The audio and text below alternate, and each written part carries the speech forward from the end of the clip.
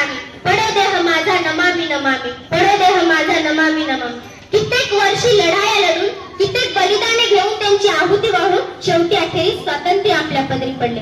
स्वातंत्र्य या शब्दाचा अर्थ फक्त तीच व्यक्ती सांगू शकते ज्याने कधी पारतंत्र्य पाहिले असेल, गुलामगिरीत राहिला असेल. स्वातंत्र्याची मूल्य एका शब्दात सांगता येणार नाही, इतकी मोठी आहे.